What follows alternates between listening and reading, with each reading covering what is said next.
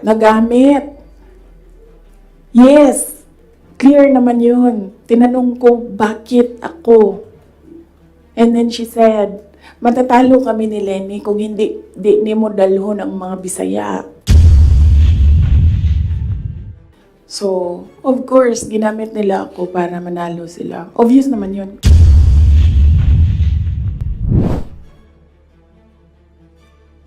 Antayin muna natin yung next House hearing. Kasi kulang pa yung mga sinasabi doon for me to answer. So, antayin muna natin yung House hearing before we talk about the House probe. And then sa Quad Committee, hindi pa naman nila nasasali yung pangalan ko doon. But I heard na gusto nilang isali yung pangalan ko doon. So, antayin na lang natin pag nasama na yung pangalan ko doon. And then, sa DSWD-AX, answered by Norman Baloro already. And then, other political issues, sa susunod na natin i-take up. Okay, so wala na tayong pag-uusapan. Tapos na. Thank you. Okay, so saan ba ako magsisimula? Magsisimula ako sa, you have to bear with me ha. We'll start with 2021.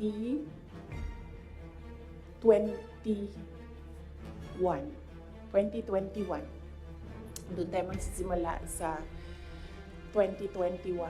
So, doon muna tayo kay PRD, then mag-move tayo kay BBM, and then we'll move to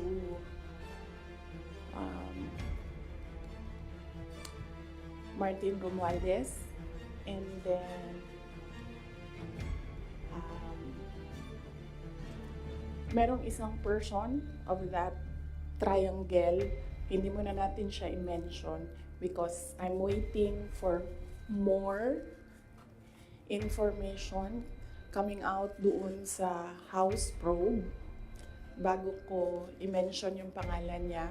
And then siguro a little of confidential funds. Okay? Okay. So 2021. Kasi madami ang nagsasabi na we are on this road to perdition. Our country is on this road to perdition because matigas ang ulo ni Inday Sara. Hindi siya nakinig sa tatay niya. Kung nakinig lang siya sa tatay niya, tumakbo siyang president. Hindi mangyayari itong nangyayari sa bansa natin ngayon. Ayun, hindi lang yan isang beses na narinig ko, madaming beses. Even kapag pumupunta ako sa mga iba't ibang lugar, diretso ako sinasabihan ng mga tao, hindi ka kasi nakinig sa tatay mo. Or they would say, one time nasabihan ako, it's all your fault.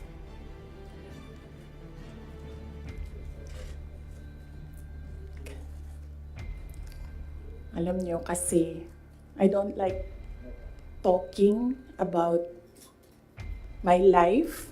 I don't like talking about my feelings. I only want to talk about my work. Kaya hindi ako nagsasalita. Pero ganito yung nangyari.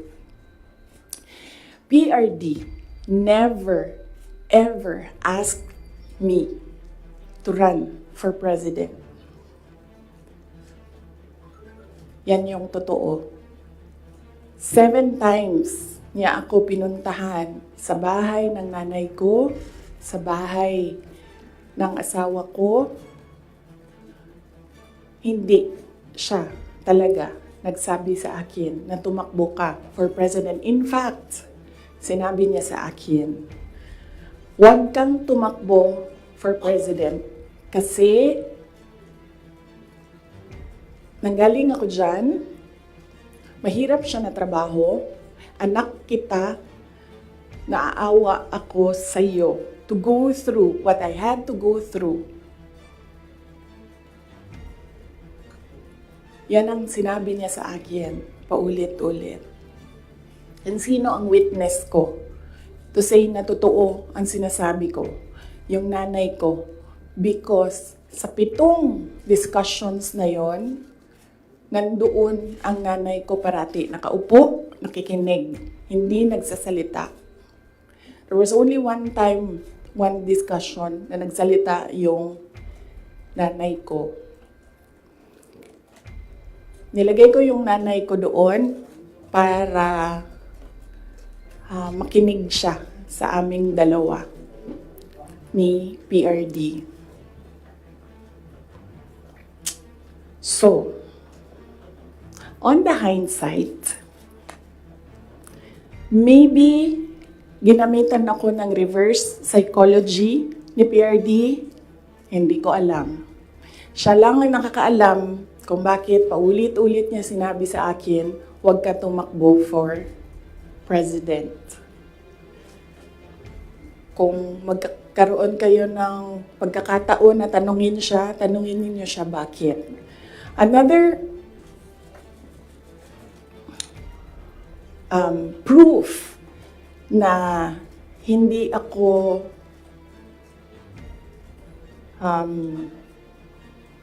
sinabihan ni PRD na tumakbong president, he left me a document, 2 papers in a folder. Unfortunately, naiwan ko sa bahay namin ngayon. Dala ko siya dito sa Manila para ipakita sa inyo, pero naiwan ko siya sa bahay. Ang nakalagay doon, so maybe the next time na magkita-kita tayo lahat, dalhin ko siya. You can read, but you cannot take photos. You cannot take videos of the document. Nakalagay doon, in gist lang. Sa left side, nagsasabi siya doon, hindi si PRD. Hindi si PRD ang sumulat nun, ibang tao. Nagsasabi yung tao doon, Sara should not run for any position. Dapat si Bongo ang tumakbong VP. Yun yung nakalagay sa left side na document. Nakalagay sa right side na document, Sara should not run for any position. She should endorse Bongo Rudy Duterte for President and Vice President. So yun yung proof ko. Yun yung dala-dala ni PRD na document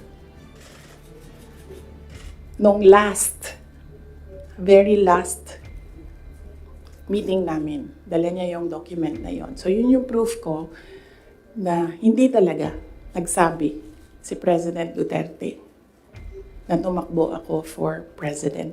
And even if nagsabi siya, hindi din talaga ako tatakbo for president. Maaga ako nagsabi sa inyong lahat. Sabi ko, I don't know kung may mga media pa at the time na nandito ngayon.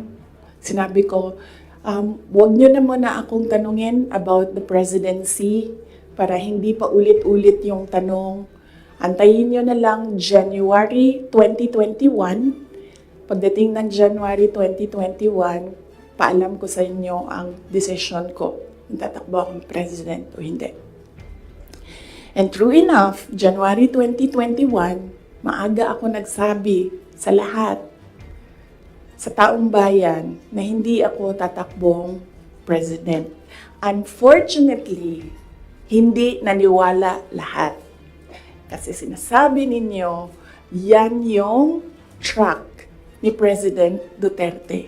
Hindi ako tatakbong president, hindi ako tatakbong president. And then, nag-substitute siya. But, yes, anak ako ni PRD, and yes, meron kayong nakikita sa akin na nakikita ninyo sa kanya. But I am a different person. Yung mga anak ninyo, hindi yan clones ninyo. Meron yan silang sariling pag-iisip, meron yan silang sariling kapasidad, meron yan silang sariling damdamin. Yun yung unfortunate part noong announcement ko noong January 2021 na hindi ako tatakbong president. Walang naniwala kasi sinabi nila, gagawin lang niya kung ano yung ginawa ng tatay niya. Hindi. Desisyon ko yun na hindi talaga ako tatakbong president.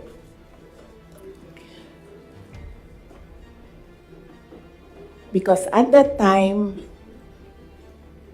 ang gusto ko at pangarap ng lahat siguro na mayors, maka 3 consecutive terms ka as mayor. Okay. So, klaro na yon. May questions doon? Yes, ma'am. Sino po nagsabi sa inyo? Mike. Sino po yung nagsulat doon sa folder? Unsigned siya, walang pangalan, and I think sinadya nila na wag lagyan ng pangalan yung 2 letters kasi it was really a Sara bashing document. It did not say anything nice about me. So, I think sinadya nila na hindi sabihin sa akin kung sino yung sumulat ng 2 documents. How did you feel, ma'am? How did you feel po when you seen those documents? Wala naman akong problema sa sarili ko. Alam ko kung anong kakayahan ko, alam ko kung anong kapasidad ko, alam ko kung ano yung kaya kong gawin. So kung ano man yung sabihin nila, nung 2 tao na yon, hindi siya nakaka-apekto sa akin. Well, yes, yun. Sige. Good morning, Mikael of Reuters. Ma'am, why are you telling all these details to us now? What's the context? Ang context nito is the sit down that I promised everyone. Nagsabi ako na mag-sit down ako. Merong mga questions noon na sinabihan ko kayo na it needs a sit down. Pinut off ko yung sit down na yon. Sabi ko nga I don't like talking about my life. So hindi ko siya ginawa. Related siya sa letter A, PBBM's deception claim versus VP SD. So, kailangan ko kasi sabihin sa inyo ang simula hanggang ang huli. So, chronological order ko siya para maintindihan niyo yung kwento. So, yun. Yung deception. Actually, nung narinig ko yung deception,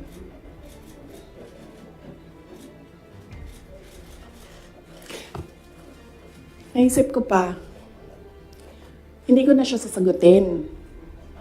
Kasi, for the love of God, presidente ka na.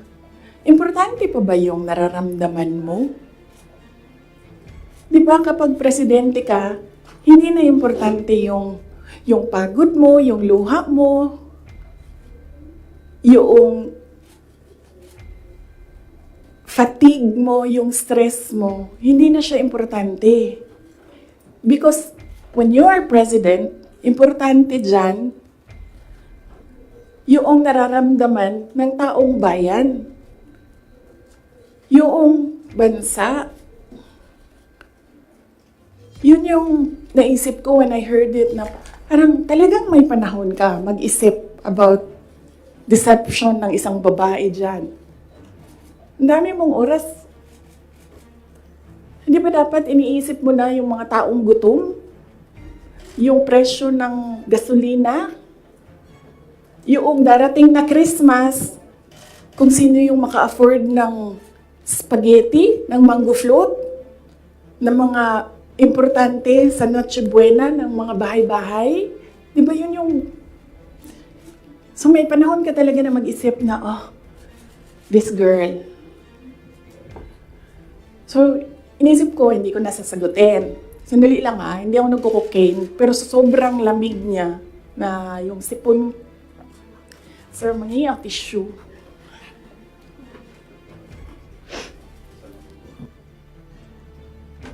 O, wag niyo lang hinaan, sir, kasi sa sobrang dami natin. Tissue lang, sir, may panyo ako. Ayoko ng panyo. Huwag niyo i-off, sir, kasi sa sobrang dami natin, mamamatay tayo dito pag walang aircon. Kasi hindi iikot yung hangin. Okay. Hindi ako umiiyak. Hindi ako nagko-cocaine. Malamig yung aircon. Okay. So yun. Hindi ko na siya sasagutin. Kasi naman, hindi naman siya mahalaga sa bayan. Pakialam natin sa kung anong nararamdaman ng President at Vice President, di ba? Ako gani, sabi ni Saya pa, dawat-dawat raman na. Di ba? Dawat-dawat rana. Ako, ginatira ko nila kada adlaw. I am a subject of a Mega Millions PR attack. I am a subject of a House Committee hearing. Pero hindi na importante yung nararamdaman ko dyan. Ang mahalaga, matuloy namin sa Office of the Vice President kung ano yung sinabi namin na gagawin namin. Diba? So, I don't understand why we're talking about feelings. So, hindi ko na siya sasagutin. And then, sabi ng mga tiga Davao, nandun ako sa Davao nung lumabas yung deception na yan. And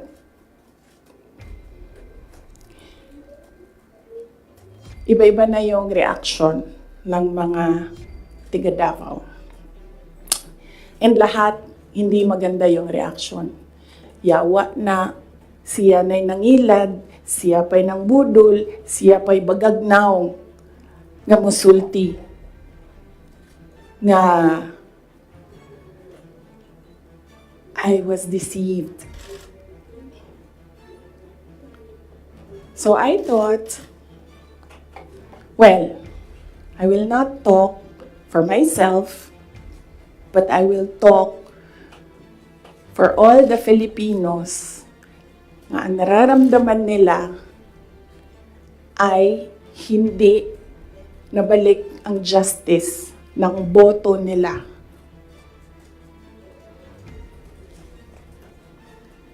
So yan yung context. Mahaba ng context. Okay? So nasaan ako? 2021 January. 2021 October, filing. Kita ninyo ako nag-file ng mayor.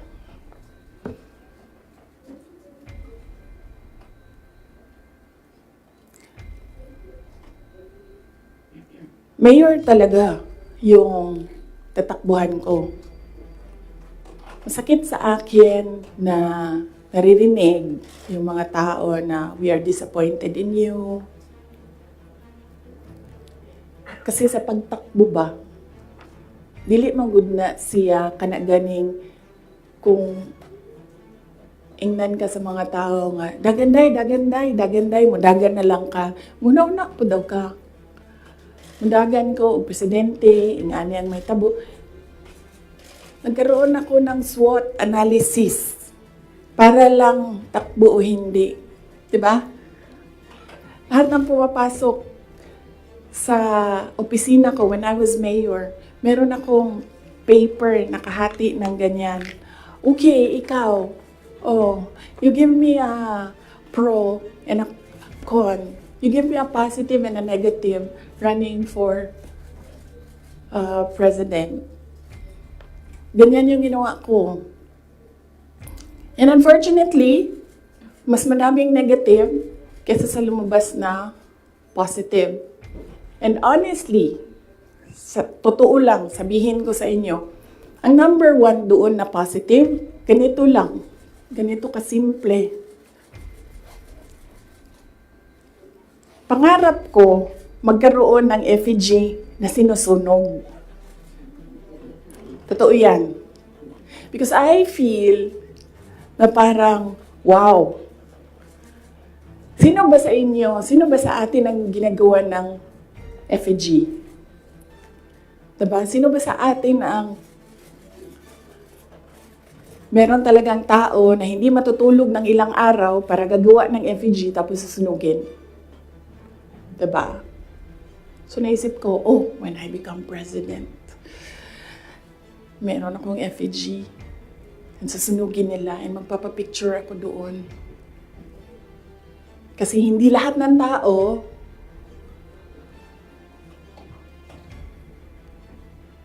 merong ganon sa buhay nila. And then another positive was, mapupuntahan ko na lahat ng sulok ng Pilipinas. Makikilala ko na lahat ng mga tao, mga kababayan ko sa Pilipinas. Mapupuntahan ko lahat ng mga bansa na madaming Pilipino na nagtatrabaho doon, na tumutulong sa ekonomiya natin dito sa bansa. One of those positive things na nalista doon. Na nasabi ko, kung makapunta ako doon sa kanilang lugar, baka naman ma-inspire sila na gawin kung ano yung ginagawa sa Davao City. At the time, bago ako bumaba for mayor, Davao City, nabayaran namin yung utang ng Davao City. 0 ang utang ng Davao City. Number 4 kami sa competitiveness across the country among all HUCs. Number 8 kami sa pinakamayaman na syudad. Insurgency-free kami. Ang dami naming awards. If I remember the number right, 117 awards ang 2016 namin until 2022. Ang mga recognition namin sa lahat ng ginawa namin sa Davao. Hindi na nila kami matalo sa most child-friendly city in the Philippines. Nag-Hall of Fame na kami sa Davao. So naisip ko, well, baka naman, kung mapuntahan ko yung ibang lugar, may isip nila na, pwede yan dito sa amin. That will improve the quality of life of our kababayans. So anyway, sana ako.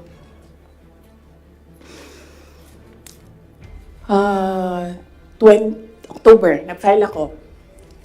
Pagdating ng late October, after deadline ng filing, tumawag sa akin si Senator Amy Marcos. Sabi niya sa akin, pwede ka ba tumakbong Vice President? Sabi ko sa kanya, alam mo, hindi ko pa narinig ever na sinabi sa akin na tumakbo akong Vice President. Sabi ko, bakit mo ako nire-request ngayon na tumakbo ang Vice President? And I'm happy that she was honest enough to say, kasi matatalo kami ni Lenny kung hindi mo dalahin ang Bisaya. It was very straightforward. Now, it was all about winning, sinabi niya sa akin. So sabi ko sa kanya, Bisaya naman day ang ato ang giistoryahan dinhi. Tawagan ninyo si Bato de la Rosa.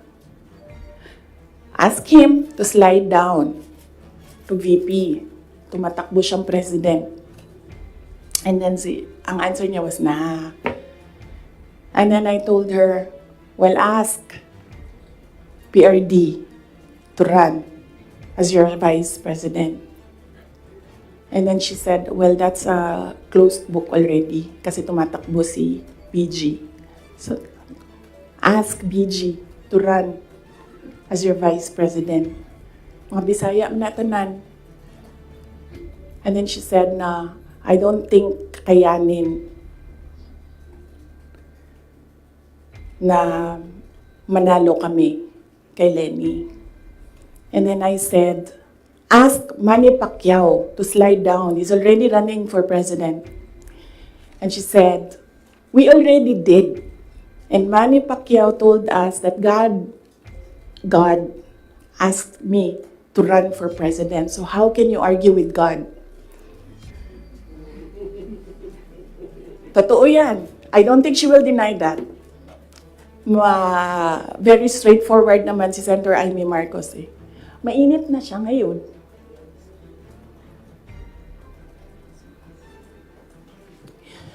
So, I said, sabi ko, it's never been talked about. I need to talk to my family and I need to see kung mananalo ba ako for vice president. Because I've never seen my numbers as vice president. And then she said, okay, let's talk about it. And then, early November, nandun ako sa Cebu. Pumunta ako sa Cebu, nakita niyo yun, di ba? For an event. And, nandoon din sila. Hindi ko alam kung bakit sila. When I say sila, si BBM, tsaka si Senator Amy. And, nag-request sila ng pag-uusap din.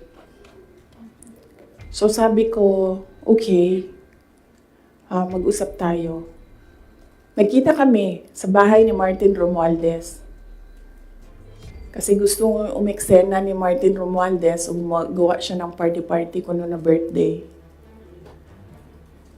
And then pag-upo ko doon sa, I think you see the pictures. Umupo ako sa couch, na tabi ko si BBM. Sinabihan ko siya, huwag ka maniwala sa kanila. Huwag ka maniwala sa mga taong nagsasabi sa iyo na tatakbo akong president. Hindi ako tatakbong president, sinabi ko na yan. So sabi niya, yes, I know. Sinabi mo na rin yan noong pumunta kami during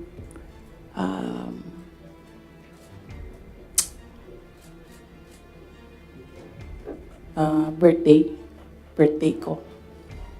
May 29 nata sila pumunta sa Davao. So okay na yun. And then we had another meeting na wala na si Martin Romualdez. Kasi, hindi naman talaga siya kasali. Sinisiksik lang niya yung sarili niya. Totoo yan. Ito yan. Papunta tayo kay Martin mamaya. Gusto nyo? Tawag sa kanya ng mga kasamahan niya doon sa house, Tambi!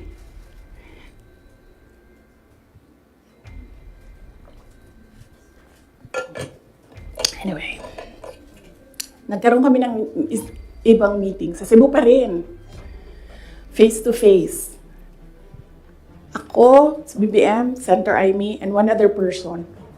He's a private citizen. Hindi ako nagpaalam sa kanya na sasabihin ko na nandoon siya. So may isang tao pa doon who can say that this really happened. So sabi ko, again, I've not seen my numbers. Kung mananalo ako. Sabi ko, okay lang sa akin tumakbong vice president. Sabi ko, number one, siguro man ma-reduce konti ang disappointment ng mga tao sa hindi ko pagtakbong president. I think maiintindihan na nila. And ito na lang yung i-offer ko sa kanila mag-vice president ako. Number two, madaming big ticket projects. Si PRD. Sa build. At that time, na gusto ko sana makita na magawa para sa bayan. Kasi hindi natapos. Kasi kulang nga talaga ang 6 years. So sa ngayon, magte-third year na tayo, wala pa tayong nakikita na big ticket projects, di ba? For 2028, huwag na kayong mag-expect na meron kayong makita. Kasi it takes more than 6 years to prepare for a big ticket project. So sabi ko, and sinabi ko sa sarili ko, bata pa naman ako, hindi naman ako nagmamadali, wala naman akong papupuntahan. And naisip ko, I cannot do anything more for Davao City.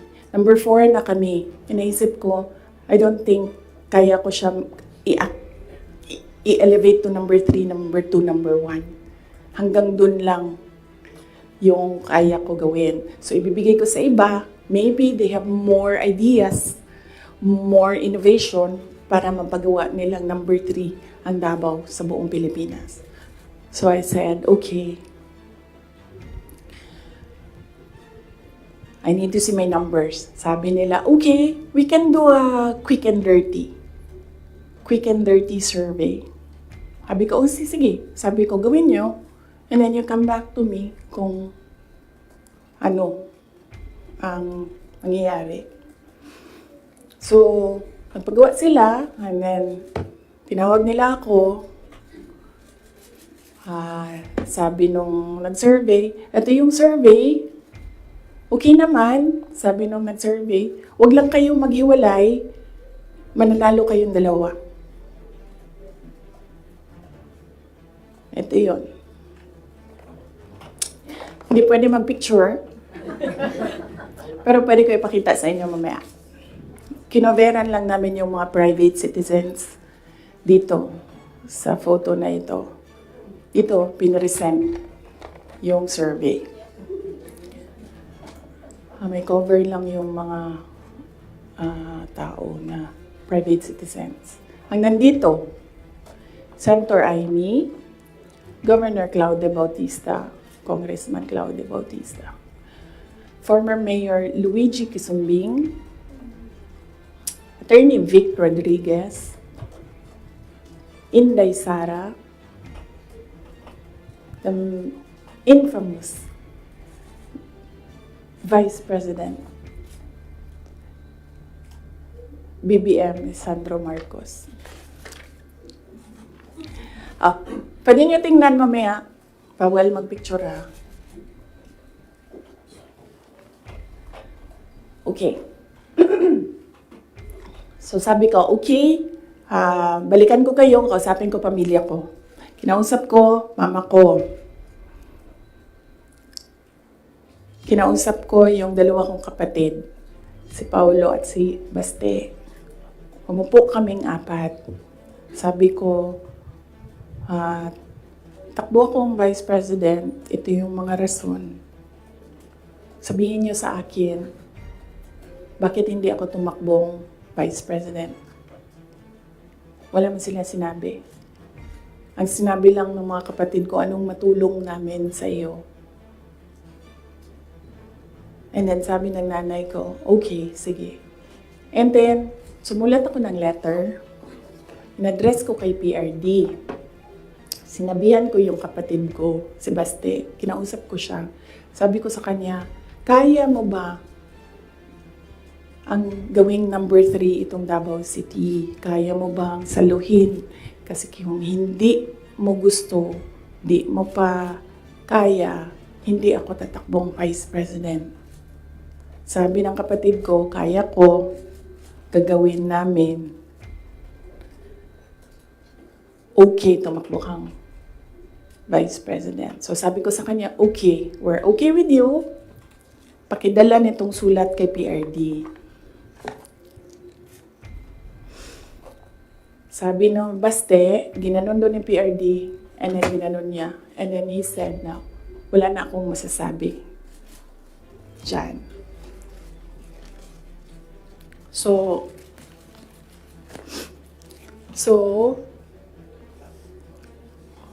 okay lang, sir, kasi kung babaan ninyo, masyado tayong madami dito, iinit siya. So,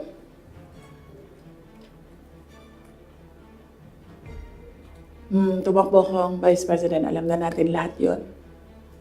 Ginawa ko yung kampanya. Alam na natin lahat yon.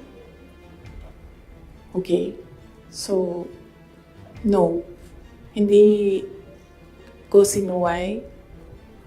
Hindi matigas ang ulo ko.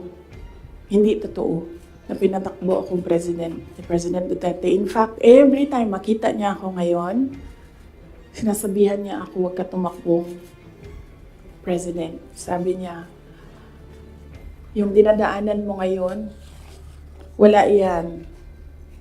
Kung ikaw ay president, mas mahirap pa. Sabi niya, maawa lang ako sa'yo.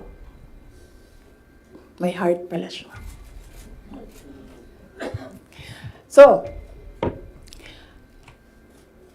klaro na yan. Hindi ko kasalanan that we are on this road to hell. Hindi ko kasalanan kung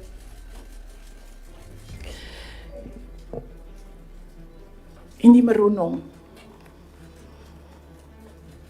Kasi kung alam mo naman na may kakulangan ka, bibilisan mo yung gagawin mo para mag-catch up.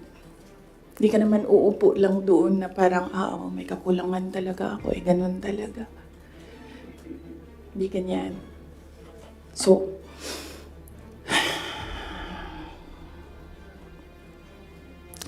that's that. And then, ito na kami ni Mr. Deception.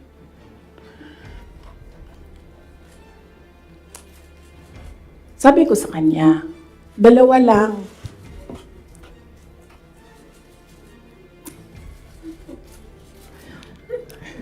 Para pantay. 2 lang. Sabi ko, 2 lang. Ang request ko sa iyo. If you win, 2 lang ang request ko sa iyo. And I think, I requested this na one-on-one kami online. Pero meron akong nabasa somewhere na merong nakikinig sa side niya. Kasi nag-post yung taong yun. Pero yun yung request ko at the time. Kami lang 2. Sabi ko sa kanya, pag nanalo ka, 2 ang hingin ko sa'yo. Unang-una, yung trabaho ko. I want to work sa security sector. Kasi there will never be development kung hindi solid ang security backbone mo. Hindi ko sinabi sa kanya yan. Pero, tinanong niya ako, bakit Department of National Defense? Sabi ko sa kanya, kasi karamihan naman ng problema ng insurgency, ng terrorism, nandyan yan sa Mindanao. Kinalakihan ko yan, naiintindihan ko siya. In fact, nung bumaba ako, insurgency-free na ang Davao City. So, naiintindihan ko siya. Yan yung gusto ko na trabaho. He said, readily, he said yes. And then, ang isa, sinabi ko sa kanya, itong trabaho na ito, maiiwanan ko yung mga anak ko. Naiintindihan ko yan. Handa ako dyan. Pero humihingi lang ako ng tulong sa iyo na suportahan mo yung air travel ko. Kasi maiiwan yung mga anak ko and gusto ko lang na pag kailangan nila ako, makakauwi ako sa kanila. Kasi itong mga bata na ito, lumaki sila sa akin. Since birth hanggang nag-decide sila na hindi na sila tatabi sa akin sa tulog. Nasa akin sila gabi-gabi. Except pag wala ako sa bahay dahil sa trabaho. So, pag sa bata kasi, hindi naman niya maintindihan na, anak, I have to consecrate myself into the service of the nation. Hindi mo naman pwede sabihin sa bata, yun din, maiintindihan yun. So sinabi ko sa kanya, supportahan mo lang yung air travel ko because I need to go home to my children. Kasi kahit na Vice President ako, gusto ko pa rin na maalala nila na nandyan yung nanay nila dahil sa loob ng bahay. Hindi naman Vice President tingin sa akin ng mga anak ko. Just plain, Mama, may kailangan ako. Mama, may problema ako. Sabi niya, yes. Dalawa lang yun. Sabi niya, yes. In fairness, hindi siya yung nag-umindi sa DND. Hindi totoo yan na hindi binigay sa akin. Binigay yan. Nung nanalo na, sinabi ko na ito dati, ulitin ko lang. Nung nanalo na kami, nakita ko yung boto. And then I realized, sabi ko, gagawin talaga ng mga tao na ipaaway kami para masira yung partnership. Yun talaga ang gagawin. Lalong-lalo na ng mga yellow, ng mga liberal. Kasi yun yung gusto nila. So sabi ko, they will exploit this. And dahil nasa DND ako, araw-araw ako pagdududahan. Anong ginagawa ng babaeng yan dyan? Saan na ginabuhat? Asam na siya gaadto? Planning ako dita? Planning to overthrow the government? Kasi DND yan. Hawak mo ang military. So sabi ko sa sarili ko, ayaw ko na magtrabaho ng ganun. Na araw-araw ka pinag-iisipan na meron kang gawin. Samok ra siya ba? Magtrabaho ka, unya na nga na nga intriga, madaot lang imuhang kamada. So ingon ko, sabi ko sa kanya, pwede ba ako lumibat sa education? Kasi 3 naman yung plataforma ko. Mapayapang pamumuhay, trabaho, edukasyon. So sabi ko,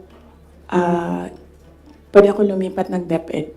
Sinabi ko din sa kanya kung bakit. Ayaw ko na intrigahin ako. And then he said yes. So napunta ako sa DepEd.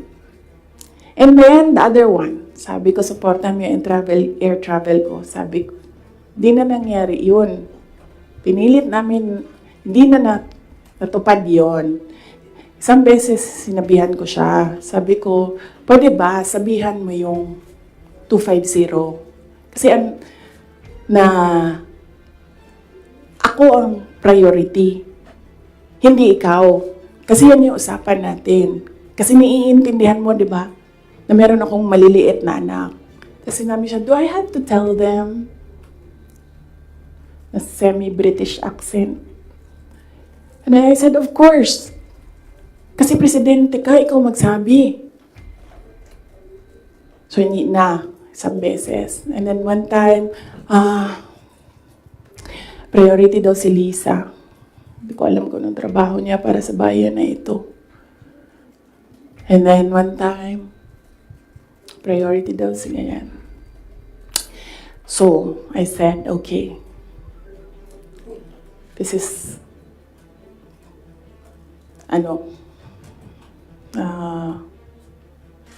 some form of insincerity. Okay. Wala naman problema yan. Maliit na bagay lang yan kasi akin.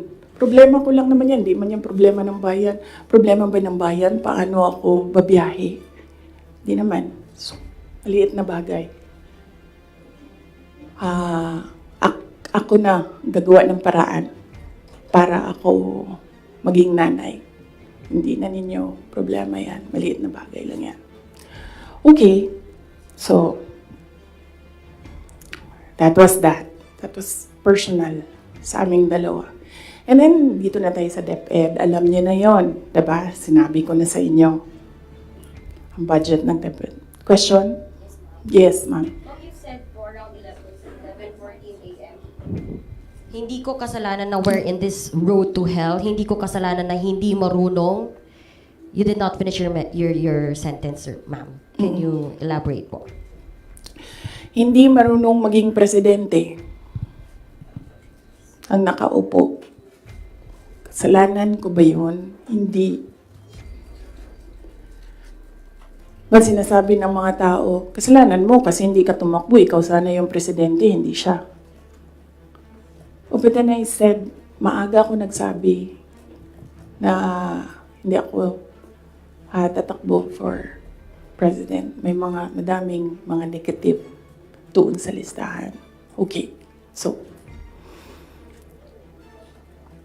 yes, sir. Yes. Sir, tapos ka na. Balikan kita. Ikaw muna, sir. Hanggang anong oras ito, JC? It's up to you, ma'am. To you.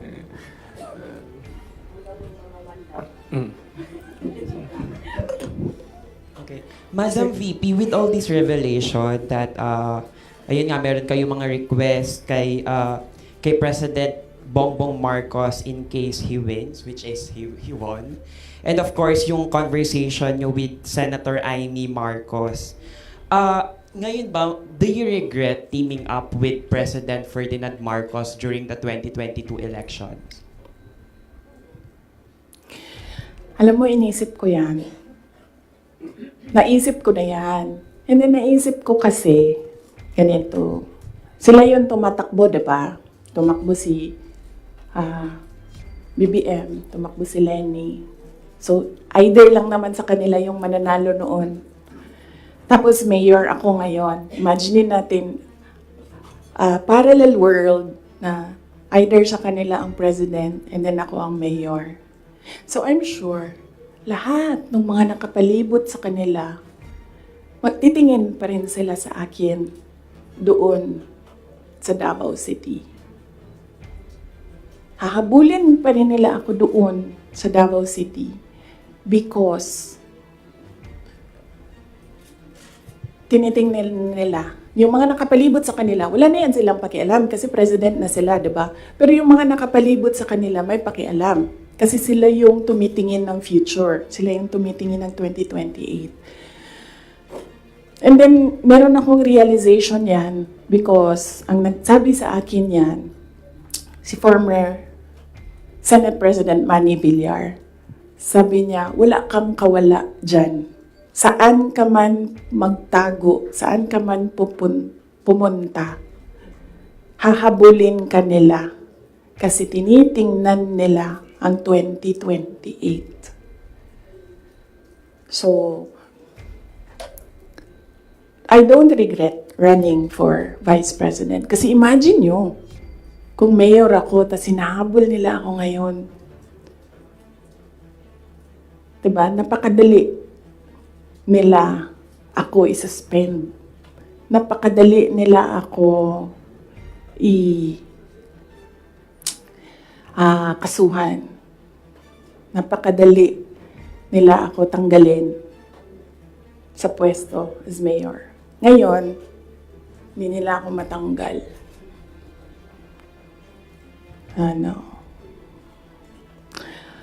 They can drag me to hell. Pagdating nila dun, ako pa rin yung presidente ng impyerno.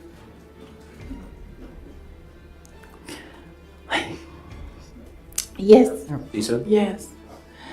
Pahiram ako ng ballpen, lagyan ko lang ng note kung saan ako nag-stop kasi para alam natin saan tayo mag-start. Mamaya.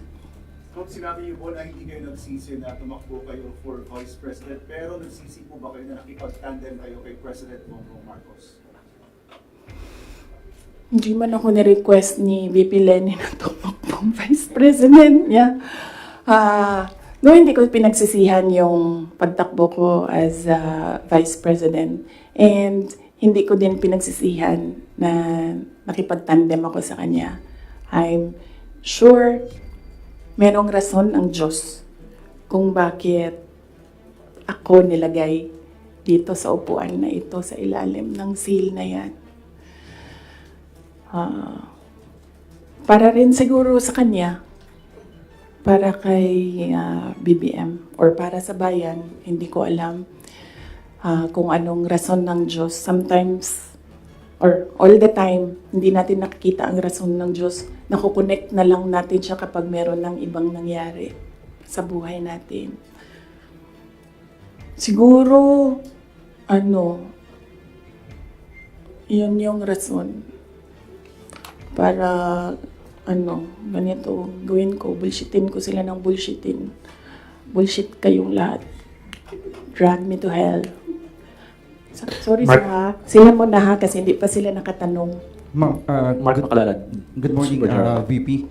Since wala po ko yung intention to run for Vice President from the very beginning, can we say na napilitan ba talaga kayo, and without yung call ni Senator Amy, masasabi nyo ba na nagamit lang kayo para lang manalo si President Bongbong Marcos sa pagkapangulo?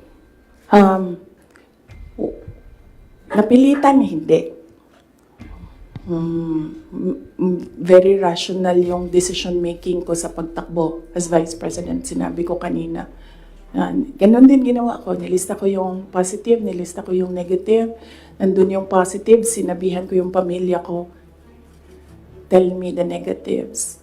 So, ano yung isang tanong?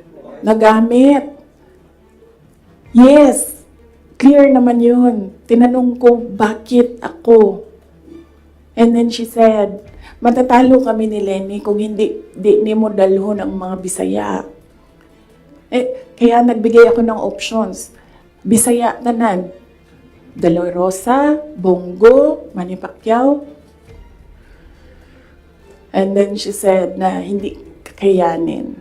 Except for Manny Pacquiao, hindi naman siya nagsabi na hindi kakayanin. Ang sinabi lang niya, nag-refuse si Senator Manny Pacquiao. So, of course, ginamit nila ako para manalo sila. Obvious naman yun. Gusto niyo makita yung survey? Hindi ko siya dala. Pero next time dalhin ko, and then pwede kayo tumingin pero hindi kayo pwede magpicture.